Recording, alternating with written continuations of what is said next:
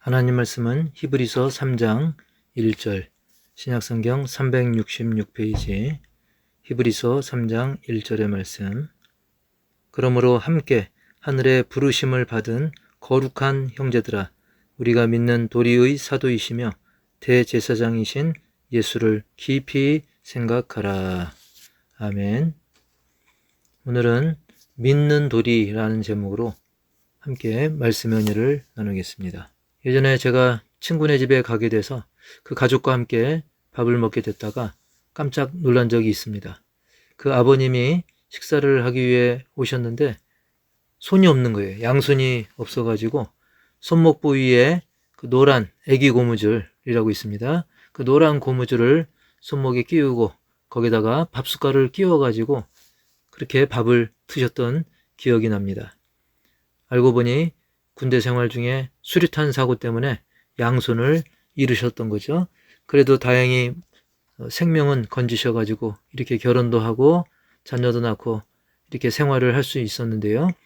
그때 떠오르는 분이 한 분 있습니다.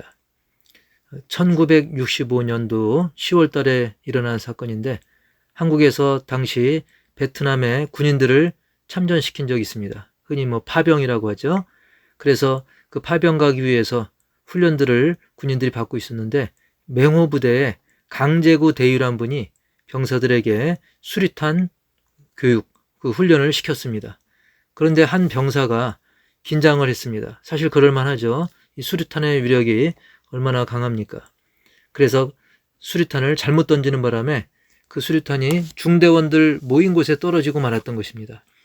모두가 얼어붙은 그런 절체절명의 상황에서 강대위는 피해라고 외치면서 몸을 날려서 부하들을 구하고 자신의 육신은 갈기갈기 찢어지며 사망했던 것입니다. 차후 그 부대는 1계급 특진한 강제구 소령, 그 이름을 따서 제구대대, 강제구의 제자 구자, 제구대대라는 이름으로 재편성을 하고 나서 베트남전에 투입이 되었고 그 정신을 기린 많은 군인들이 정말 투혼을 발휘해가지고 많은 전공을 세웠던 것입니다. 강제구, 그분은 비록 베트남전에 투입도 되기 전에 죽었지만 그 부하들은 그 이름 석자, 강제구 그 이름 석자를 떠올리면서 목숨 걸고 싸워서 승리를 할 수 있었던 것이죠.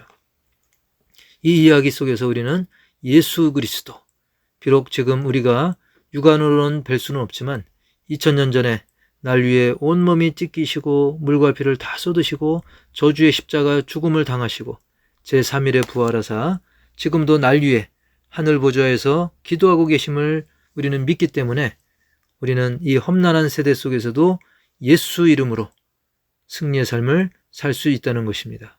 우리가 믿고 따를 만한 그 이름, 예수 그리스도이신 것입니다. 할렐루야. 사랑하는 성도 여러분, 우리가 한평생 살아가면서 과연 내가 믿을 만한 사람, 내가 믿고 그 뒤를 따를 만한 사람이 몇이나 있을까요? 그리고 바꿔서 과연 나는 누군가에게, 다른 누군가에게 믿고 따를 만한 그런 사람인가? 우리가 한번 질문해 볼 필요가 있습니다. 그렇습니다. 누군가를 따르느냐? 그렇지 않느냐? 그것 때문에 그 사람의 향후 3년이 달라질 수 있고 10년이 달라질 수 있고 때에 따라선 일생이 달라질 수 있습니다. 아니, 영원히 달라지는 것입니다. 바로 어떤 믿음, 어떤 신앙의 도리를 따르는가 하는 그것입니다. 부처를 따르는 사람, 물론 세상 살면선 착하게 살고 정신수양은 되겠지만 죄 문제 해결 못합니다. 교황을 따르고 신부님을 따르는 사람들, 그 역시도 연약한 인간 중 하나일 뿐임을 우리는 놓쳐서는 안 됩니다. 안상홍, 장길자, 이만희, 이런 이단의 괴수를 따르는 사람들, 결국은 멸망의 수렁으로 빠지는 길입니다. 그렇다면 우리는 누구를 따라야 될까요? 누구를 믿고 따라야 되겠습니까? 그렇습니다. 예수님입니다. 예수님이야말로 아무 의심 걱정 없이 따를 유일한 분이십니다.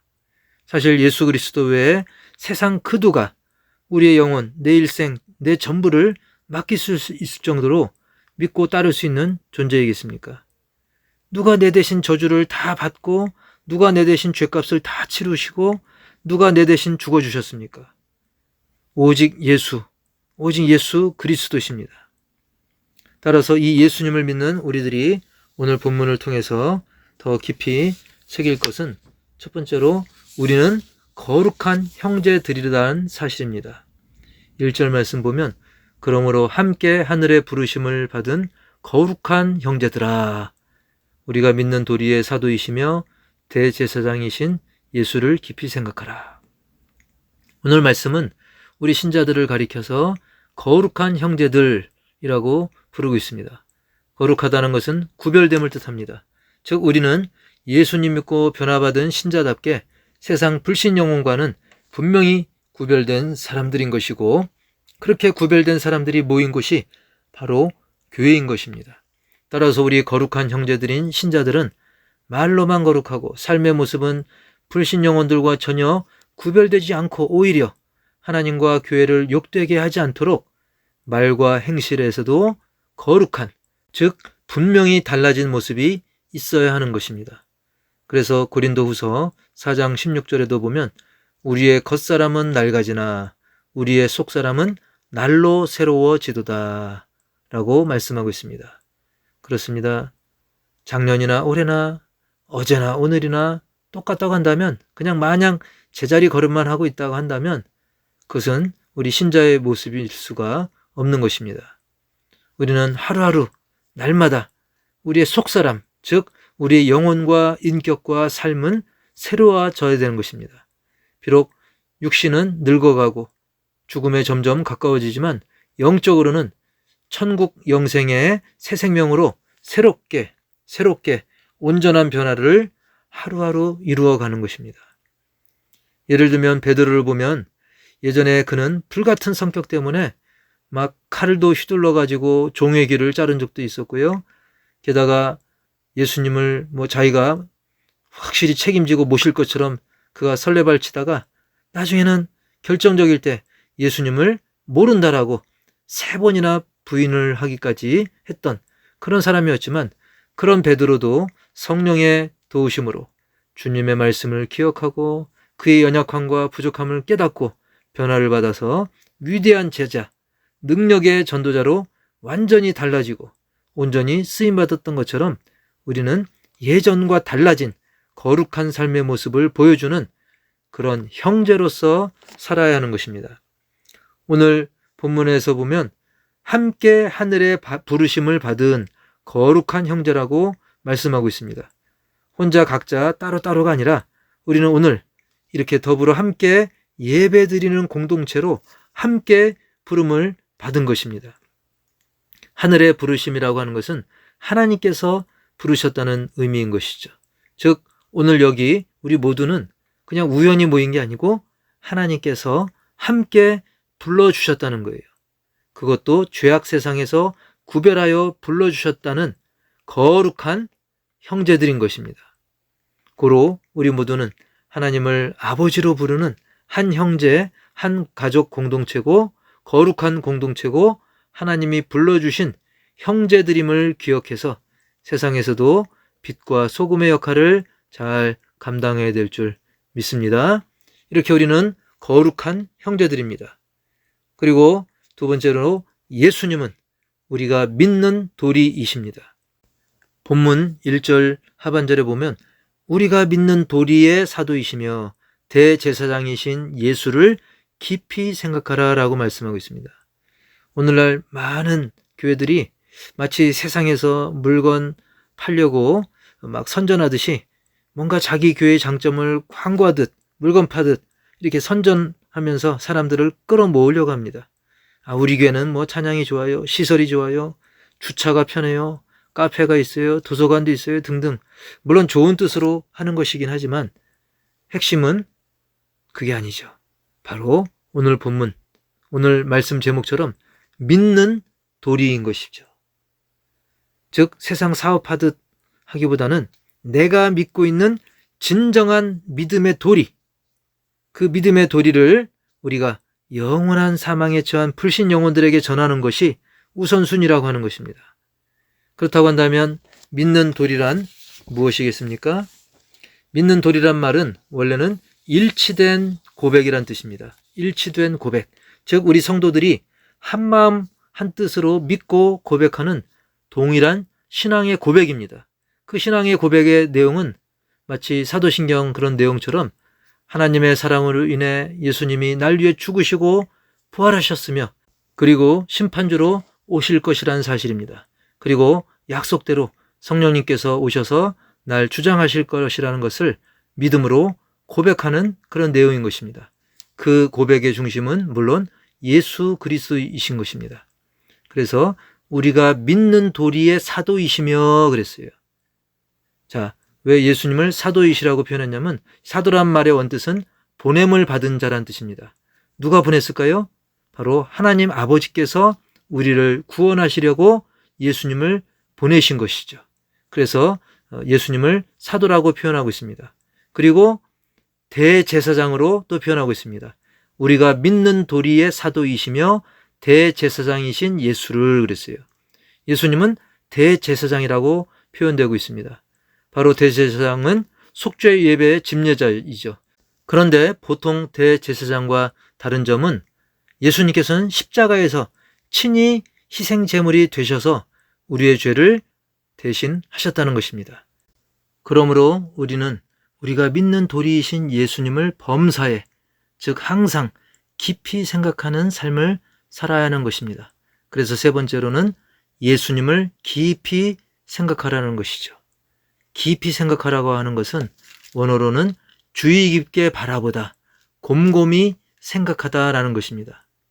오늘날 많은 사람들은 깊이 생각하기를 꺼려합니다. 그냥 단순하게 편하게 그렇게 사는 게 대세인 것처럼 보이죠.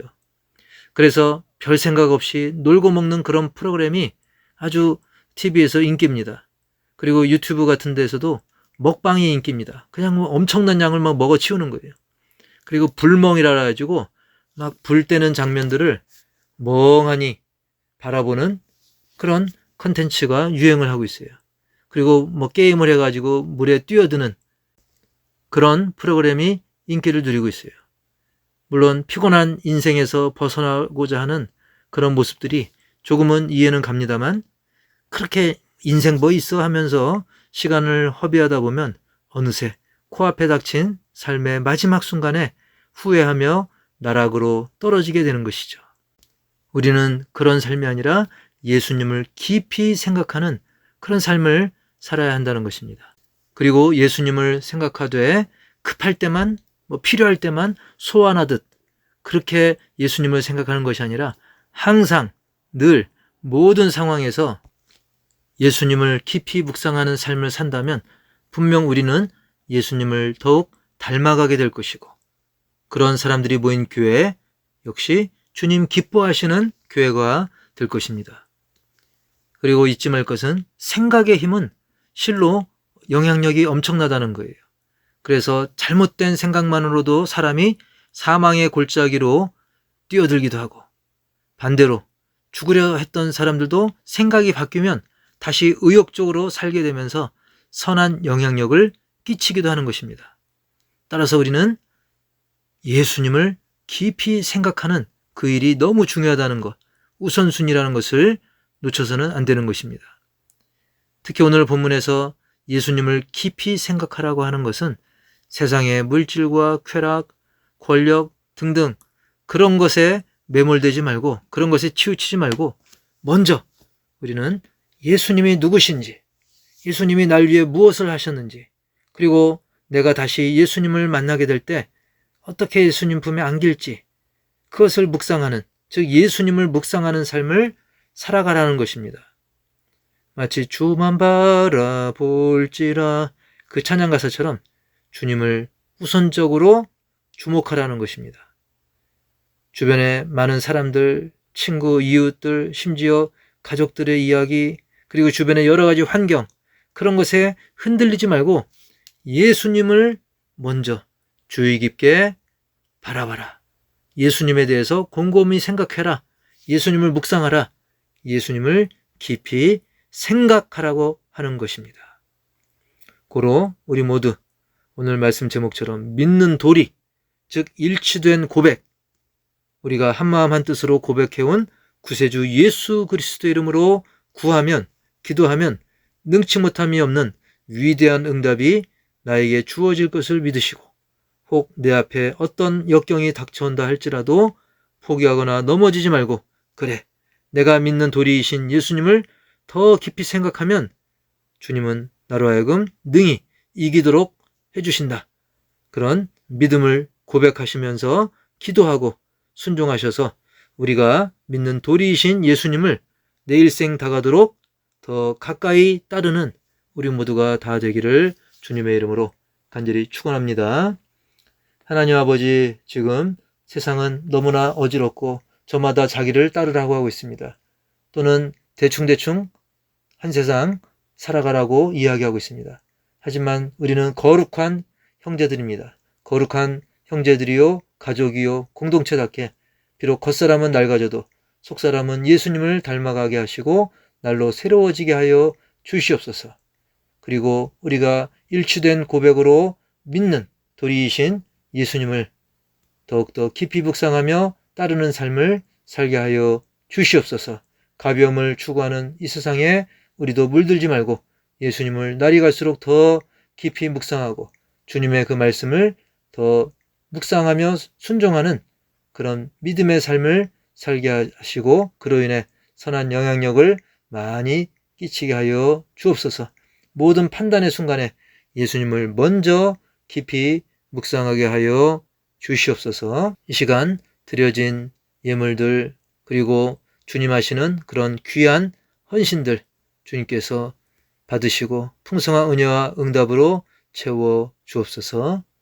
지금은 날 위해 죽으시고 부활하신 믿는 도리이신 주 예수 그리스도의 은혜와 하나님 아버지의 한량없는 사랑과 성령의 내주교통 충만한 인도하심이 믿는 도리이신 예수님을 더 묵상하며 따르기로 다짐하는 우리 믿음의 형제들, 온 가족들, 또 선교지 위에 이제로부터 영원토록 함께 있을지어다. 아멘.